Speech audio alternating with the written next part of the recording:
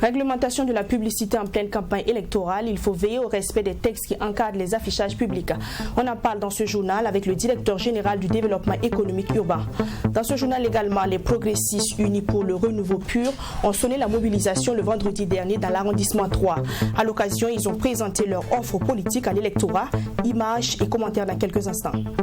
Enfin, en Côte d'Ivoire, la Cour suprême a validé la réélection de Alassane Dramane Ouattara. En dépit des manifestations et du boycott de l'opposition, Alassane Ouattara a réussi à briguer son 3e mandat. Bonjour et bienvenue à vous. Campagne électorale et affichage public font bon ménage depuis le 31 octobre dernier au Burkina Faso. Les différents partis et formations politiques s'accaparent des panneaux publicitaires, bâtiments et espaces publics pour coller leurs affiches. Cependant, cette manière de faire doit être conforme aux textes en vigueur qui régissent la publicité, nous dit le directeur général du développement économique urbain dans ce reportage de Alice Ouedraogo et Adam Scalet Ouedraogo. Depuis le début de la campagne électorale, Ouagadougou arbore un nouveau visage. Les affiches des partis et formations politiques règnent en maître sur les panneaux publicitaires et sur presque tous les supports de communication et souvent en violation des textes qui encadrent les affichages publics. La loi 080 de 2015 qui porte sur la publicité de façon générale dans le Burkina Faso, dans tout le pays. Et il y a le décret de 2017 sur la profession de publicitaire. C'est un décret d'application d'une partie de la loi. Et puis maintenant, au niveau de la commune, il y a 2 arrêtés et une délibération. Le premier arrêté porte réglementation de la publicité dans la ville. Le deuxième arrêté porte cahier de charges de l'exploitation de la publicité dans la ville. Et puis la délibération porte sur les tarifs en termes de publicité dans la ville de Ouagadougou. C'est donc pour rappeler ces textes réglementaires que la commune de Ouagadougou a rendu public un communiqué en date du 2 novembre dernier. La réglementation au niveau communal ici dit où est-ce qu'on peut apposer des affiches, où est-ce qu'il est interdit de le faire et comment, même pour afficher, il faut procéder. Et donc, c'est déjà de dire que les zones interdites, c'est principalement les poteaux électriques, les panneaux de signalisation, les feux tricolores, les murs des établissements d'enseignement, des établissements sanitaires et autres, les murs des cimetières. Toutes ces zones-là sont interdites à l'affichage. Voilà. Et les zones qui sont ouvertes à l'affichage, c'est par exemple les alentours des stades, c'est par exemple les zones commerciales, les grandes artères de la ville qui sont déjà occupées par des panneaux publicitaires, propriété des régies publicitaires. Et les contrevenants à cette loi s'exposent à des sanctions qui sont de 2 types, selon le directeur général de l'Agence du développement économique urbain de la commune de Ouagadougou. Il est prévu 2 types de sanctions. Voilà. La première sanction, c'est déjà l'enlèvement des dispositifs que vous avez affichés. Et c'est ce que le communiqué a rappelé. Et en l'espèce, quand on enlève ces dispositifs, c'est à la charge de l'annonceur, c'est-à-dire le responsable de la publicité en question. Et le deuxième type de sanction, c'est la sanction pécuniaire. Beaucoup de partis et formations politiques ont déjà fait les frais du non-respect de ces textes qui encadrent l'affichage public. Et le directeur général de l'agence de préciser que cette campagne de sensibilisation et de répression contre les affichages anarchiques va se poursuivre après la campagne électorale. Les progressistes unis pour le renouveau pur étaient dans l'arrondissement 3 pour convaincre l'électorat. Face à ces hommes et femmes, les responsables du parti du Cheval Blanc en course pour les législatives ont pris le soin de présenter leur offre politique avant de montrer comment voter pour le pur une fois dans l'isoloir. Un vote qui sera bien utile pour un vrai changement selon le pur. Serge Kouma et Sanata Siri. Déterminés à siéger à l'Assemblée nationale avec un groupe parlementaire d'une dizaine de députés au minimum au soir du 22 novembre, les progressistes unis pour le renouveau pur sont allés à la rencontre de l'électorat à l'arrondissement 3 de la ville de Ouagadougou. Là, les militants ont été appelés à faire confiance au projet de société du parti, principalement axé sur la réforme des lois, sur le foncier et la promotion de l'entrepreneuriat. Il faut revoir les lois, parce que ce sont les lois qui ont été votées sous Blaise Compaoré, notamment la loi 034 sur la réorganisation agraire et foncière, qui si on ne la relit pas, si on ne la revoit pas, les problèmes du lotissement seront toujours des difficultés pour notre pays. Et les députés du PUR s'engagent une fois à l'Assemblée nationale à porter la relecture de ces propositions de loi. Il faut aussi revoir la loi portant promotion immobilière et foncière. C'est sur cette loi que les sociétés immobilières s'appuient pour mener leurs activités. Cette loi comporte des insuffisances, des inégalités et les députés du PUR promettent, lorsqu'ils seront à l'Assemblée nationale, de porter des propositions de loi pour la relecture de cette loi. Les progressistes unis pour le renouveau pur, qui ne se réclament ni de l'opposition ni de la majorité, prônent le vrai changement de la classe politique qu'ils trouvent vieillissante. Pour ce faire, le parti du Cheval Blanc s'est compté sur l'engagement véritable de la jeunesse. Le message fort, c'est pour dire à notre population que c'est l'heure du changement. Et nous, notre manifeste est clair. Je crois que le tournant est décisif actuellement pour tout le peuple burkinabé, parce qu'il s'est trouvé que nous avons une seule génération qui a géré ce pays depuis les indépendances, c'est-à-dire pratiquement une soixantaine d'années après les indépendances. Donc cette génération a géré le pays avec bien sûr des hauts et des bas. Nous n'avons pas dit qu'ils ont démérité, mais ceux dont nous les accusons parce qu'ils n'ont pas préparé de relève. Et vous remarquez que dans tous les partis, les personnes sont vieillissantes, mais on ne sent pas une relève à l'horizon. Et nous disons que la jeunesse, au lieu de critiquer, de donner la critique facile, il est temps qu'eux-mêmes ils se mettent la main dans la pâte et qu'ils s'engagent pour le développement de leur pays. Les progressistes unis pour le renouveau sont en course pour les élections législatives du 22 novembre 2020 dans 32 provinces sur les 45 qui comptent le Burkina Faso. Ce jeune parti espère, dans les 5 années à venir, se lancer dans la course pour la magistrature suprême. Troisième meeting du mouvement du peuple pour le progrès. Après Fadane Gouman, le candidat du MPP Rochma Christian Kabouré a rencontré les populations de Tinkodgo. Face à cette population, le candidat du MPP s'est engagé à apporter des changements significatifs et structurels aux conditions de vie de la population de Zungantenga.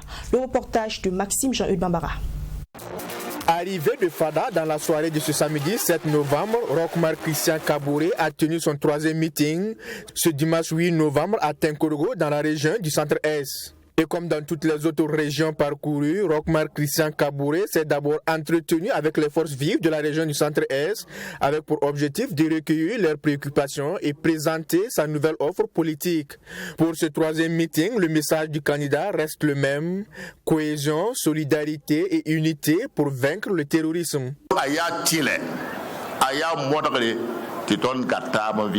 Nous sommes obligés d'être unis et solidaires pour construire notre pays. Si nous ne sommes pas unis, cela va nous conduire dans des problèmes. Donc j'interpelle tout un chacun, arrêtons de nous disputer, pardonnons-nous parce qu'on a besoin de la paix. C'est en étant unis que nous allons construire le Burkina Faso de demain. À ce troisième meeting tenu à la gare routière de Tinkodgo, c'est un Rochma Christian Kabouré reconnaissant vis-à-vis des populations du Centre-Est qui leur a une fois de plus demandé de lui renouveler leur confiance pour un deuxième mandat qui en principe devrait être le dernier. Nous sommes confiants que si vous vous mettez debout, nous ne pouvons qu'avancer. J'aimerais inviter les populations du Centre-Est à rester toujours mobilisées pour la victoire éclatante au soir du 22 novembre en vue de poursuivre le développement. Après l'étape de Tinkodgo, le candidat est attendu ce lundi 9 novembre à Manga, dans la région du Centre-Sud. Un meeting dimanche dernier dans la ville de Sia, Edi Komboego, candidat du CDP à la présidentielle de novembre, a annoncé qu'il effectuera de grands travaux pour Bobo-Dioulasso afin que la ville soit à nouveau digne d'être appelée capitale économique du Burkina Faso. Et la condition est que la population lui donne sa voix. Envoyés spéciaux Joseph Koudgou et Michael Tougri. Après Orodara, le candidat du Congrès pour la démocratie et le progrès CDP à la présidentielle a déposé ses valises dans la ville de Sia. Une étape qui revêt une importance particulière pour Edi Komboego. Ils ont brûlé vos maisons, ils vont brûler vos motos, ils ont osé même aller brûler l'Assemblée nationale. Pardonnez, parce que Edi Komboego va reconstruire tout pour vous. Population, oui, le sauveur du Burkina, qu'est le CDP, a choisi Edi Komboego à sa tête pour aller conquérir le pouvoir au soir du 22 novembre 2020. Je voudrais qu'on en ait le pouvoir, mais un pouvoir de Dieu. Ils auraient beau tricher, mais l'écart que vous allez leur donner dans le vote au soir du 22 novembre, même une tricherie ne pourrait pas m'empêcher d'accéder au pouvoir. Un rendez-vous avec les militants et sympathisants qui a permis à Edi Komboego de présenter son programme politique. Programme dans lequel Bobo-Dioulasso occupe une place de choix. Bobo-Dioulasso a été le poumon économique de Burkina Faso. Il a été délaissé. Nous devons reconstruire Bobo-Dioulasso et le Oué tout entier pour lui donner sa noblesse d'être une capitale économique. C'est pourquoi l'étape de Bobo est importante. Si les populations de Bobo comprennent ce que je veux, les populations de Bobo vont adhérer à mon programme et donc ça me donnera une garantie d'être élu au soir du 22 novembre. Les Burkinabés ont compris, ils ont souffert pendant 5 ans. Ils savent qu'ils doivent faire un changement qualitatif. Le changement qu'ils attendaient en 2015 n'est pas arrivé et aujourd'hui ils veulent revenir. Il n'y a pas de honte de revenir. Il faut être soi-même et courageux de revenir avec le CDP. Face à ces promesses, les militants et sympathisants présents au meeting ont réaffirmé leur soutien au candidat pour une victoire au soir du 22 novembre.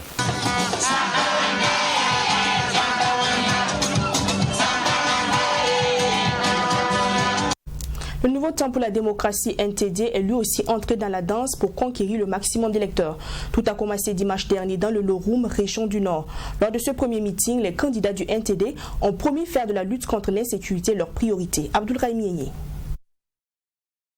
Rambo est une commune de la province du Loroum, située à 20 km de Waiguya. C'est ici que le NTD a lancé sa campagne pour les élections législatives. Dans cette province de 4 communes, seule une commune est entièrement accessible. Un défi sécuritaire auquel le NTD entend s'y attaquer avec la bénédiction des populations de la province. Si on veut bien voir aujourd'hui, la province du Loroum se résume en une seule commune. Et pour ça, la politique ne peut plus être comme avant dans le Loroum. Il ne suffit pas de venir faire de la démagogie et disparaître pour attendre dans 5 ans pour revenir. Aujourd'hui, le Loroum a besoin de ses fils et filles pour qu'ensemble nous puissions discuter carte sur table sur notre devenir. Qu'est-ce que le Loroum sera demain? C'est des fils et filles du Loroum qui pourront le dire. Et c'est pour ça que nous avons choisi avec le NTD de relever ce grand défi sécuritaire, de relever ce grand défi de la cohésion sociale, de relever ce grand défi du vivre ensemble entre les communautés, entre les ethnies, pour qu'ensemble nous puissions avancer. Malgré la situation, les populations sont sorties nombreuses pour témoigner leur soutien au parti qui présente 4 candidats, dont 2 suppléants. Outre la question du terrorisme qui doit être au cœur des actions de ces candidats une fois élus, d'autres questions de développement seront prises en compte selon la candidate en tête de liste. Donc c'est de travailler à ce que les agriculteurs, tous ceux qui font la culture de contre-saison, l'agriculture familiale, que tout le monde puisse s'en sortir. Nous savons que l'élevage est un élément essentiel dans le Loroum. Donc parler de l'agriculture, c'est parler nécessairement de l'élevage. Nous savons que les femmes ont des préoccupations majeures. Les femmes ont besoin d'être soutenues par des microfinances. Les femmes ont besoin d'être soutenues dans la santé. Les élèves, la population, la jeunesse a besoin d'être soutenue pour l'éducation, mais aussi pour l'emploi. Donc c'est de travailler à l'employabilité de la jeunesse. Donc c'est tant de défis qui sont là et que nous pensons que unis, main dans la main, nous allons pouvoir relever cela en 5 ans pour que à terme on puisse citer la province du Loroum parmi les grandes provinces du Burkina Faso. C'est notre souhait le plus ardent. Notons que dans la province du Loroum, 19 partis sont en course pour les 2 sièges à l'Assemblée nationale. Ce meeting a été une occasion pour les responsables du NTD d'appeler les populations à voter pour le candidat Roch-Marc Christian Kaboré à la présidentielle du 22 novembre prochain. Première édition de la course cycliste féminine organisée par la section MPP des marchés Eyar à Dassasko. Elle s'est tenue samedi dernier et c'est une activité qui entre dans le cadre de la campagne électorale. Les populations ont été invitées à voter massivement le candidat Roch-Marc Christian Kaboré lors de la présidentielle du 22 novembre prochain. Yassine Sawadgo. Au total, 40 femmes ont pris part à cette course cycliste. Et c'est sur un circuit fermé que l'autre moitié du ciel a montré son savoir-faire dans ce sport de stratégie et d'endurance. À l'arrivée finale, c'est Kadi Ouedraogo qui s'est hissé sur la plus haute marche du podium. Une activité qui avait préparé Éric Tiempouré, président du conseil régional du centre. À ma qualité de coordonnateur adjoint régional de la campagne et responsable également des élus locaux au niveau de la direction provinciale de campagne et également habitant de Royal-Gain et membre aussi du comité de base MPP de Royal-Gain, il me devait de répondre positivement à l'appel de ce comité-là pour les accompagner à égayer nos jeunes sœurs, nos jeunes femmes, nos mamans, en organisant cette course-là, de sorte à pouvoir les récompenser. Je crois que vous avez vu les récompenses ce matin. C'est des vivres, c'est des vélos et profiter, leur parler de notre stratégie de campagne et pourquoi choisir le candidat Roch-Marc Christian Kaboré. Je crois que le message est passé. En tout cas, la majorité de la population est convaincue de ce qu'a fait le président Roch-Marc Christian Kaboré et ils nous ont promis qu'au soir du 22 novembre, nous allons tous chanter en chœur pour fêter la victoire de notre champion, le président Roch-Marc Christian Kaboré. Et pour les organisateurs, l'engouement autour de l'activité est à la hauteur des attentes. Pour lui, c'était une tribune pour mobiliser la population et les amoureux de la petite reine autour du candidat à la présidentielle, Roch-Marc Christian Kaboré. C'était pour nous une façon de soutenir Roch-Marc Christian Kaboré pour que le Koukao soit une réalité. Parce qu'il nous a beaucoup aidés, surtout pendant les moments difficiles du coronavirus. Si tout va bien, au soir du 22 novembre 2020, notre candidat est réélu président du Faso. L'année prochaine, nous allons organiser la 2e édition. Notons que toutes les participantes à cette course cycliste ont reçu chacune un sac de riz et une enveloppe financière. Les 4 premières, en plus de ces dons en espèces et en nature, sont réparties chacune avec un vélo. Après 20 ans de carrière en journalisme en langue, Mariam Ilboudo, également animatrice en langue morée, lance son agence de communication dénommée Ligdi Conseil et Communication. La dite agence et ses visions étaient présentées aux hommes de médias samedi 7 novembre dernier à la Maison du Peuple de Ouagadougou. Une cérémonie qui marque d'ailleurs le lancement des activités de cette entreprise. Sanata Seri. Dans le paysage médiatique et le domaine de la communication, il faudra désormais compter avec l'IGDI Conseil et Communication, une agence spécialisée dans la production audiovisuelle, la communication institutionnelle et interculturelle.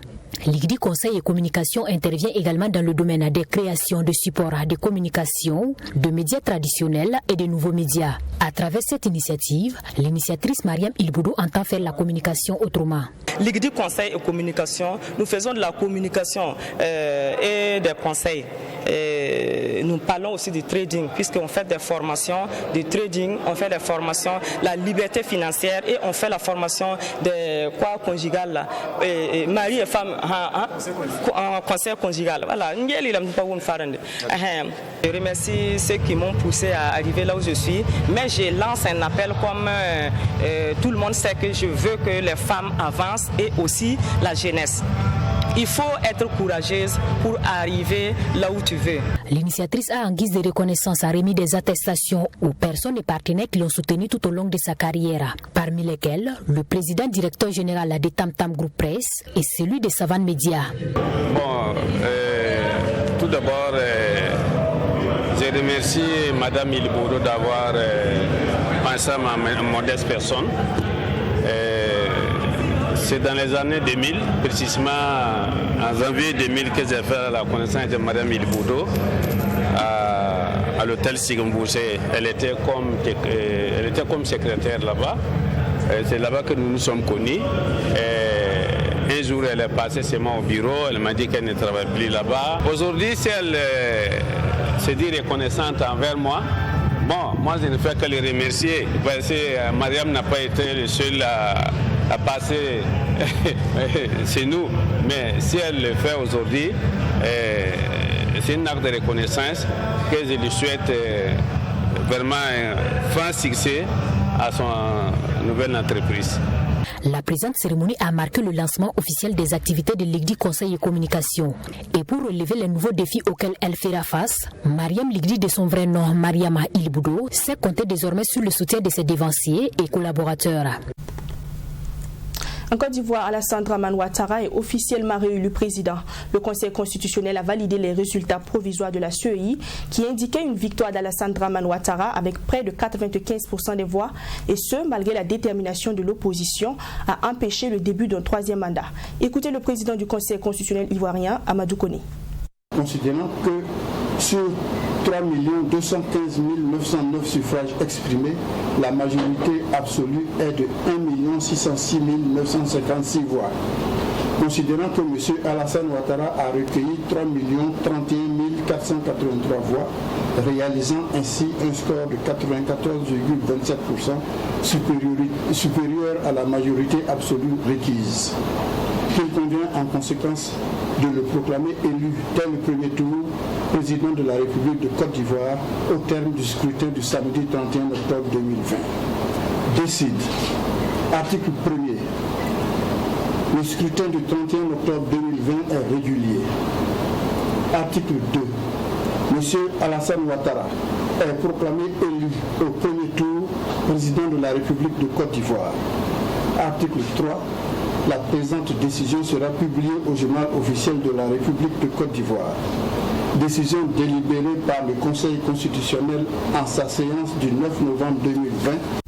Cette information pour terminer, Amadou Toumani Touré ATT s'est éteint dans la nuit d'hier à l'âge de 72 ans. L'ancien président du Mali est décédé en Turquie des suites d'une opération du cœur. Amadou Toumani Touré a dirigé le Mali de 2002 à 2012 avant d'être renversé par un coup d'état militaire. Fin de ce 13h, merci pour votre attention. À demain pour un autre 13h.